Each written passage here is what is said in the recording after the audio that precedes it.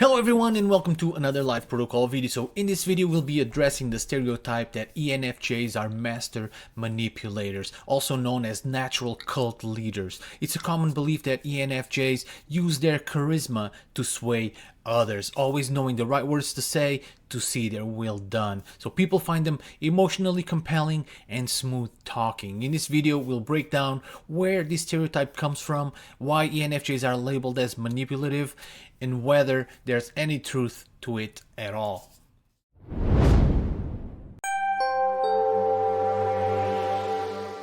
In my opinion, the more important question to ask is, why do ENFJs behave in a way that makes them seem manipulative? Why? So I think the more important thing to know is what mechanisms are at work in the background. And to do that, we'll have to look into their cognitive functions, like I always do. Mainly the most powerful ones or impactful ones, the first two. So ENFJs lead with extroverted feeling, FE, and introverted intuition, NI. It is my belief that extroverted feeling is the same as maternal instinct but amplified. If you watch my videos, then you know by now that I developed my own system to better understand people's behaviors. But this system is heavily reliant on the findings of Carl Jung about the cognitive functions, and later on the system put together by Catherine Cook Briggs and her daughter Isabel Briggs Myers, the Myers-Briggs Type Indicator, or MBTI. But my system takes it in a different direction. I believe the 8 cognitive functions emerged from our propensity to feel negative emotions more intensely than positive ones, the so-called negative bias and loss aversion. I believe that only strong and powerful enough emotions are capable of leaving a permanent indentation or imprint on the mind. But I'm not here to explain my theory. I'm writing a book actually that will explain all this and much more in great detail. So one of these over-intensified emotions is our maternal instinct. I know it's not a trauma, but it's an emotion as great as any trauma, maybe even more. So it has the capacity to leave that permanent scar, permanent indentation or imprint on the mind. And I believe that extroverted feeling is exactly that. So ENFJs lead with the maternal instinct or extroverted feeling, and people with high FE become overly protective. They prioritize others' well-being over their own. They may even believe that their worth lies in their ability to care and protect.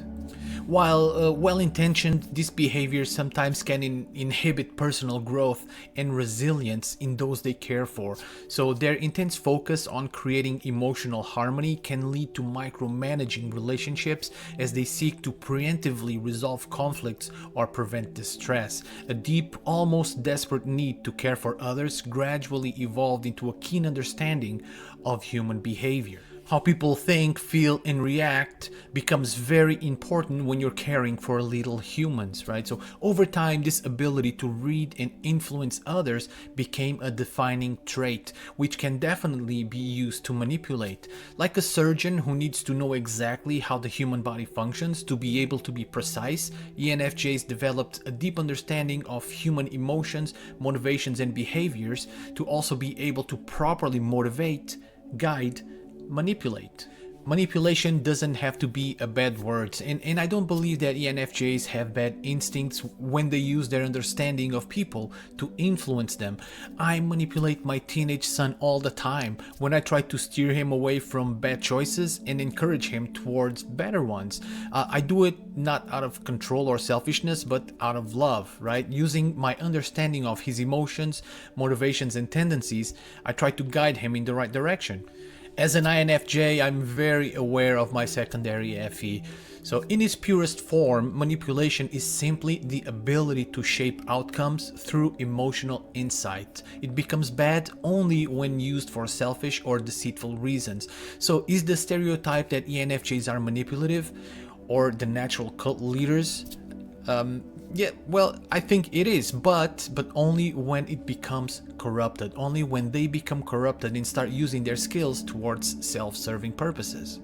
Which, let me say, it's not very often. The maternal instinct that fuels an ENFJ comes from a place of genuine care and protection rather than manipulation for personal gain. So their ability to read people and steer them in a certain direction is usually rooted in a deep-seated need to help, nurture, and bring out the best in others. Of course, like any type, an ENFJ can go down a darker path if their moral compass shifts, but more often than not, they're good.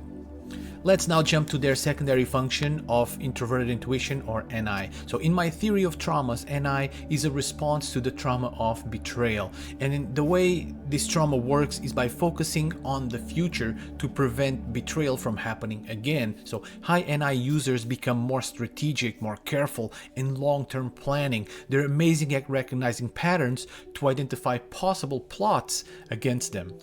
ENFJs having NI as their secondary function means that it is more balanced than, for example, an INTJ or an INFJ. So the cautiousness and anxiety caused by NI is more stable, but the focus on the future is still very present.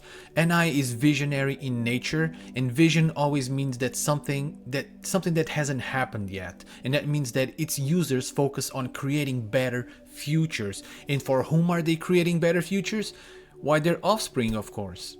Over time, this propensity of wanting to create a better future for their so-called children is applied to all other situations or other people, not just their children. It becomes their main disposition in life. Their over-intensified maternal instinct shifts their perspective to all people, especially the ones around them. So in the end, we end up with a type of people, ENFJs, who have an intrinsic desire or drive to push others towards improvement, to motivate them to provide a better future, often even if the others are not prepared to take that step yet. And why are they so good at it? Because of the acquired knowledge that their maternal instinct gathered throughout time. Remember, a deep, almost desperate need to care for others gradually evolved into a keen understanding of human behavior, just like a polar bear evolved its white fur to better adapt to its snowy and icy environment, or a chameleon with its camouflage. So evolution refines, adapts, and optimizes, not just in animals, but also in our brains. So the answer to the question, are ENFJs really that manipulative? The answer is, not really. The potential is there, for sure, that will never change, but their hearts are enormous, driven by a genuine desire to do good rather than to serve themselves. Only when they become deeply and profoundly corrupted can their gifts be twisted towards self-serving ends. So like I always say, understanding breeds acceptance. Thank you so much for watching, and I'll see you on the next video. If you liked the video, please consider leaving a like and subscribing. That will allow us to keep making more videos like this. For more related content, please click on one of the suggested videos. Thank you for watching.